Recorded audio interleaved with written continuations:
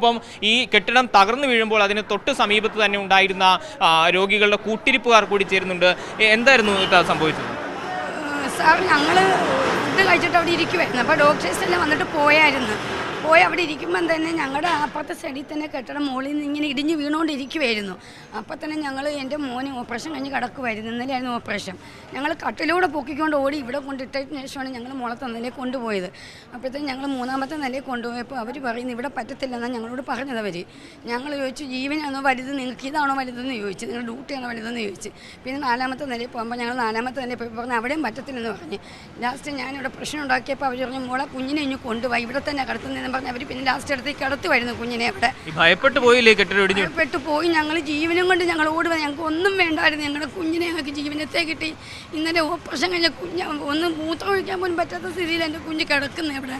അന്നേരം അവർ പറയുന്ന ഈ ഒരു സ്ഥിതിയാണ് പറയുന്നത്, ഇവിടെ കിടത്താൻ പറ്റത്തില്ലെന്ന് അവർ പറഞ്ഞത്. ഇടിഞ്ഞു വീഴുമ്പോൾ അതിന് തൊട്ട് സമീപത്ത് തന്നെ ഉണ്ടായിരുന്നു.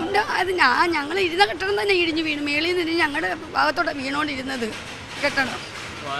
ഇന്നലെ ഓപ്പറേഷൻ കഴിഞ്ഞ് ചികിത്സയിൽ കിടക്കുകയായിരുന്നു. മോനായിരുന്നു, എൻ്റെ മോനെ ഇന്നലെ ഓപ്പറേഷൻ കഴിഞ്ഞ മോനായിരുന്നു.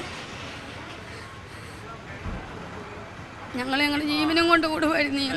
നിങ്ങൾ പറയുന്നത് ഈ തകർന്നു വീണ കെട്ടിടത്തിൽ നിങ്ങൾ ചികിത്സയിലുണ്ടായിരുന്നു. ഓപ്പറേഷന് ശേഷം അവിടെ ആ കെട്ടിടത്തിൽ തന്നെയായിരുന്നു കഴിഞ്ഞിരുന്നത്. ഓപ്പറേഷൻ കഴിഞ്ഞ് ഇന്നലെ നമ്മൾ 11ാം വാർഡിലോട്ടാണ് മാറ്റിയത്. ആ വാർഡിലെ മോളത്തെ കെട്ടിടമാണ് ഞങ്ങളുടെ ഭാഗത്തോട്ട് ഇടിഞ്ഞ് വീണുകൊണ്ടിരുന്നത്. അവിടെ ഇടിഞ്ഞ് വീഴുന്ന ഞങ്ങളുടെ മേത്തോട്ട് വീഴുന്ന കണ്ടുകൊണ്ടാണ് ഞങ്ങൾ കുഞ്ഞിനെയും കട്ടിലൂടെ പൊക്കിക്കൊണ്ട് ഞങ്ങൾ ഓടുമായിരുന്നു.